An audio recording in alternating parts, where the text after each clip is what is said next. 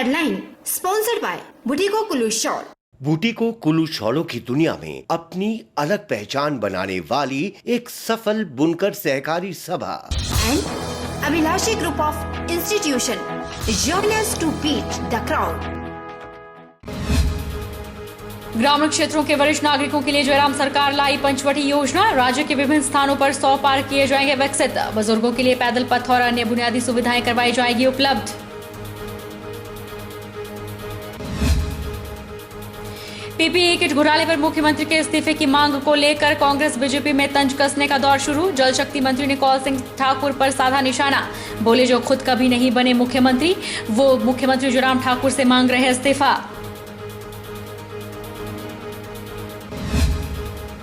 सोलन में एक हफ्ते में ही एचआरटीसी ने बंद की आधे रूटों की बसें। नहीं मिल रही सवारियां, बसों का तेल खर्चा भी नहीं हो पा रहा पूरा।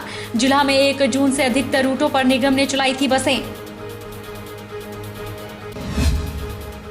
और हिमाचल प्रदेश के मंडी जिले में नहीं खुलेंगे मंदिर। देवी देवताओं के दर्शन के लिए श्रद्धालुओं को करना होगा और इंतजार। प्रदेश सरकार के दिशा निर्देश के बाद स्थलों को खोलने का लिया जाएगा निर्णय। नमस्कार, आप देख रहे हैं HP 24x7। मैं हूं जनीशा। मुख्यमंत्री जयराम ठाकुर ने आज प्रदेश के ग्रामीण क्षेत्रों के वरिष्ठ नागरिकों के लिए पंचवटी योजना का शुभारंभ किया।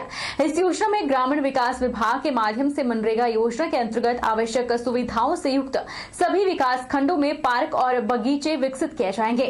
उन्होंने कहा कि इस योजना का मुख्य उद्देश्य प्रदेश के वरिष्ठ नागरिकों को मनोरंजन के साथ पार्क और बगीचों की सुविधा उपलब्ध करवाना है।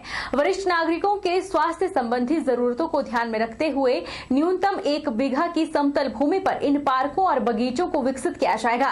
इन पार्कों में आयुर्वेदिक और औषधीय पौधे लगाने के अलावा बुजुर्गों के लिए मनोरंजन उपकरण, पैदल पथ और अन्य बुनियादी सुविधाएं उपलब्ध करवाई जाएगी। हिमाचल प्रदेश के जल शक्ति मंत्री महेंद्र सिंह ठाकुर ने प्रदेश के मुख्यमंत्री जयराम ठाकुर को कोरोना काल के दौरान किए गए प्रयासों के लिए देश में बेस्ट मुख्यमंत्री का खिताब मिलने के लिए बधाई दी। उन्होंने कहा कि देश में प्रधानमंत्री और प्रदेश में मुख्यमंत्री जयराम ठाकुर ने कोरोना काल में ठोस कदम उठाए हैं। बधाई देता हूं कि जिस कार्यकुशलता के साथ, जिस निपुणता के साथ इससे पूरी महामारी जहाँ देश में अभी प्रधानमंत्री और प्रदेश में हमारे माननीय मुख्यमंत्री और इस कार्य को देखते हुए बेस्ट मुख्यमंत्री का दर्जा देने वाला मैं उसके लिए मुख्यमंत्री को हार्दिक बधाई देता हूँ, विशेष करके मंडी जिला के लोगों की तरफ से। हमारे प्रदेशाध्यक्ष ने नैतिकता के आधार पर इस्तीफा दिया है, जैसे कि पार्लियामेंट में लालकृष्ण आडवाणी ने दिया था। यह बात जल शक्ति मंत्री महेंद्र सिंह ठाकुर ने पत्रकार वार्ता के दौरान कही। उन्होंने कांग्रेस सरकार के कार्यकाल के दौरान स्वास्थ्य मंत्री रहे कौल सिंह ठाकुर पर भी निशाना साधा। मंत्री ने कहा कि वो खुद मुख्यमंत्री नहीं बन सके, लेकिन मुख्यमंत्री से त्याग पत्र मांग रहे हैं। और आज वो अनाप शनाप आरोप जो है भारतीय जनता पार्टी की सरकार जयराम जी के ऊपर लगा रही है। खुद तो मुख्यमंत्री बन नहीं सके, लेकिन हमारे मुख्यमंत्री को, मंडी के मुख्यमंत्री को अगर स्थान मिला है तो उनसे त्याग पत्र मांग रहे हैं। लेकिन ये दुर्भाग्य है मंडी जिला का। यहाँ के स्वयंभू नेता जो है वो जो ऐसे दाग लगा रहे हैं मुख्यमंत्री और हमारी सरकार। जब वो हेल्थ मिनिस्टर थे, जो हमारी ऑक्सीजन गैस सिलेंडर सप्लाई का बहुत बड़ा एक स्कैंडल जो है वो भी उन्हीं के कार्यकाल में हुआ। कौन सी कंपनी? वो कंपनी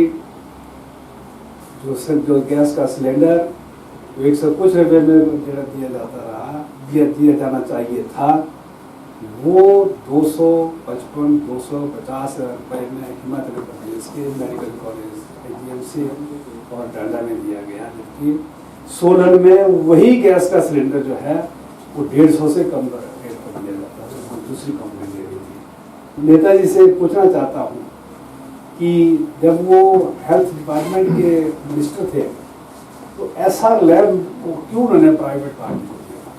इसलिए दिया था कि बीच में दाल में कुछ काला काला था।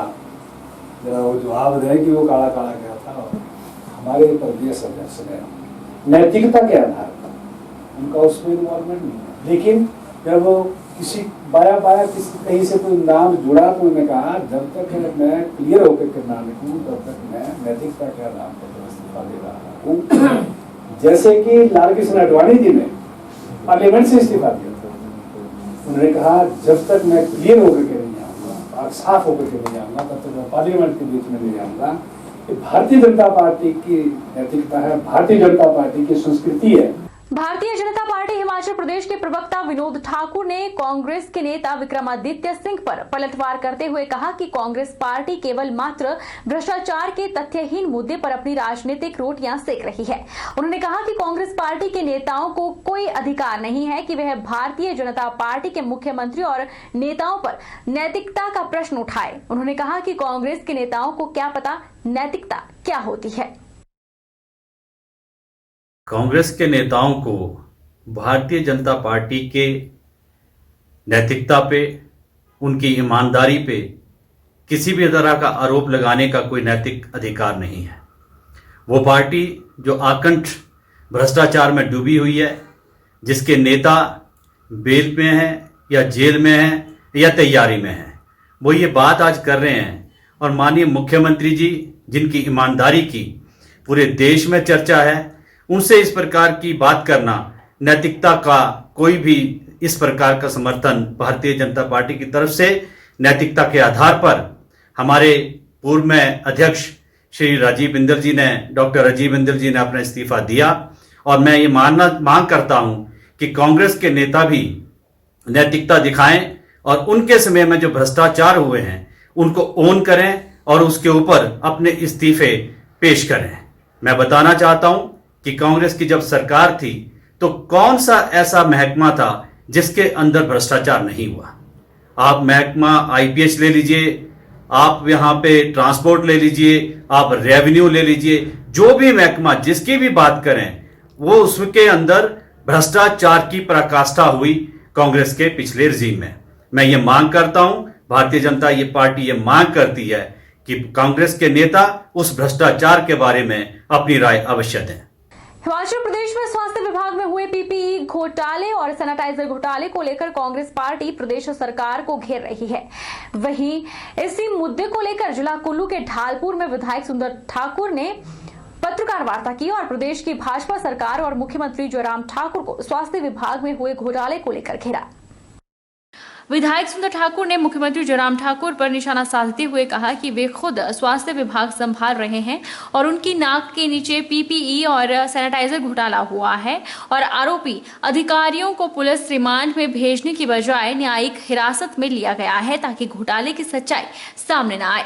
वहीं भाजपा प्रदेश अध्यक्ष राजीव बिंदल के इस्तीफे से घोटाले पर मुहर लग गई है। साथ ही उन्होंने मुख्यमंत्री से भी इस्तीफे की मांग की। भारतीय जनता पार्टी के अंदर जो ये हेल्थ स्कैम, जो पीपी घोटाला, जैसे ही ये रिकॉर्डिंग टेप सामने आई उसके बाद जनता को कुछ पता चलता उतनी देर में उनके भाजपा के अध्यक्ष राजीव बिंदल जी ने एकदम इस्तीफा दे दिया और उन्होंने इस बात पे मोहर लगा दी कि घपला हुआ है। इस्तीफा देने का मतलब है कि घपला हुआ है। लेकिन ये समझ नहीं आया कि बिंदल जी ने इस्तीफा क्यों दिया। लेकिन बाद में पता चला कि उनके परिवार का कोई वो सप्लायर्स थे, उनकी बेटी और दामाद की वो कंपनी थी। हेल्थ डायरेक्टर को जब अरेस्ट किया, उसे जो वहाँ पे सीधे उसको जुडिशियल कस्टडी में भेजा गया, वीआईपी ट्रीटमेंट उसको दी जा रही है। और मुख्यमंत्री जी स्वयं इस विभाग के जो जिम्मेवार हैं, वो हेल्थ मिनिस्टर भी खुद है, उनके नाक तले ये सब कुछ हो रहा है।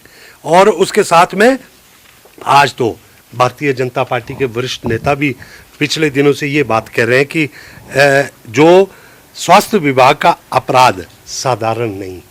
शांता कुमार जी ये बात कह रहे हैं।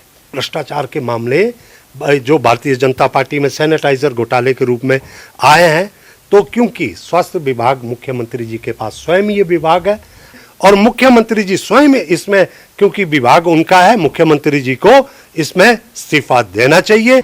भारत की कम्युनिस्ट पार्टी ने प्रदेश सरकार द्वारा कोविड-19 के लिए सरकार द्वारा की गई आधी अधूरी तैयारी को लेकर चिंता व्यक्त की है। कम्युनिस्ट पार्टी के राज्य सचिव मंडल सदस्य संजय चौहान ने कहा कि जिस प्रकार से डेडिकेटेड कोविड अस्पताल और सेंटर बनाए जाने थे। इस कार्य को करने में सरकार विफल रही है। पार्टी ने मांग की है कि शिमला में डेडिकेटेड कोविड अस्पताल इंडस अस्पताल में बनाया जाए।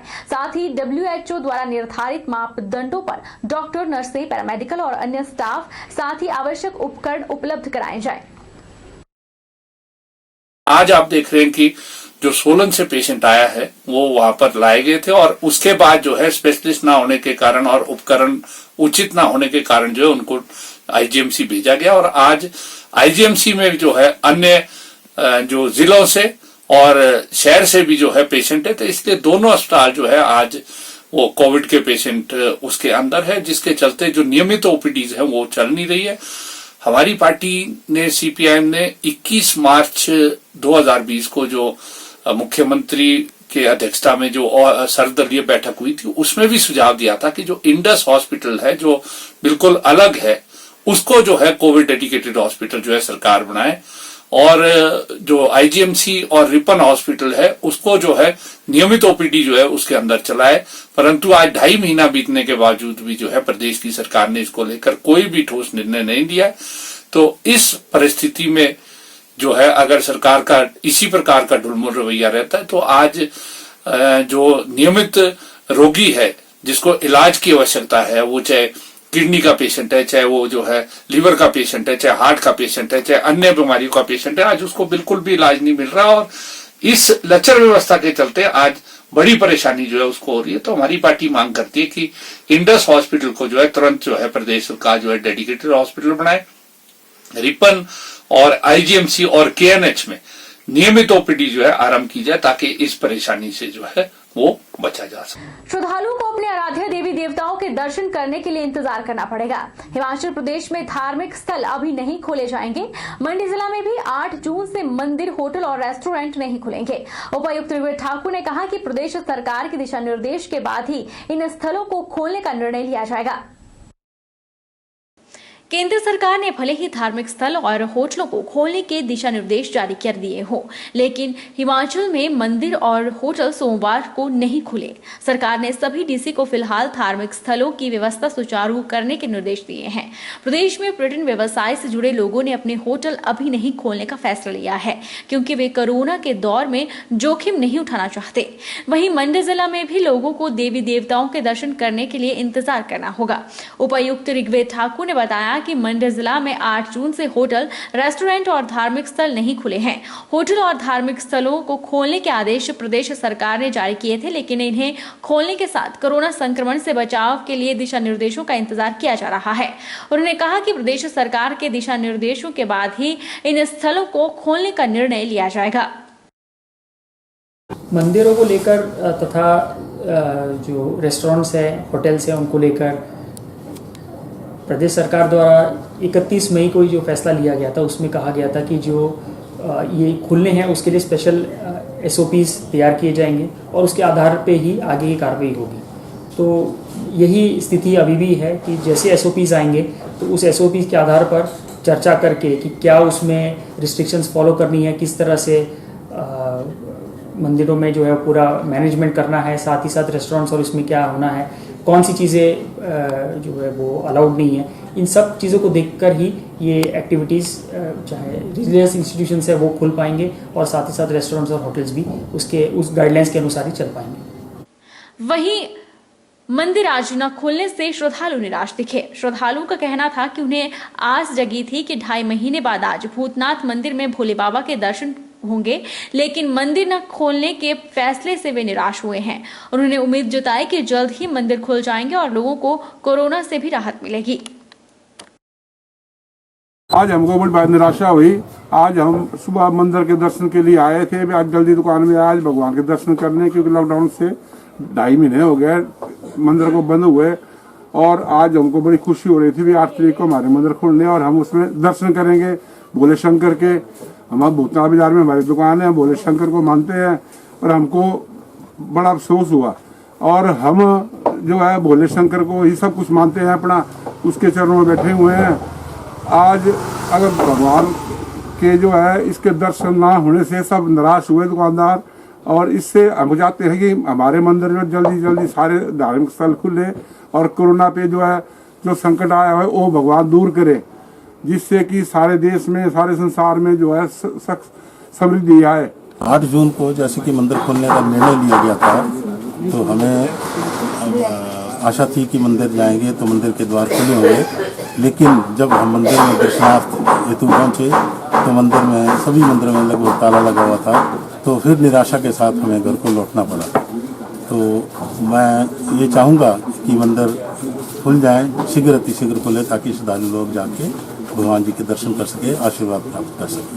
जब न्यूज आई थी, सुबह भी आई थी न्यूज कि 8 जून को खुलना है मंदिर, तो जब लोगों की भीड़ आई, लेकिन अलग अलग से थे वो, जब मंदिर में देखे तो ताला लगा हुआ था सारी जगह में। लोग इतने निराश हुए कि टेलीविज़न वाले भी झूठ बोलते हैं, जहाँ गए वहाँ ताला लगा हुआ था, लोग निराश होकर चले गए। उन्होंने, कईयों ने माला ली थी, कईयों ने फूल लिए थे कि हम भगवान से नहीं छुएंगे, लेकिन जब देखा तो ताले लगे हुए थे, तो लोग जो हैं सब जगह निराश होकर चले गए। रुकेंगे एक छोटे से ब्रेक के लिए, ब्रेक के उस पार फौरन लौटेंगे।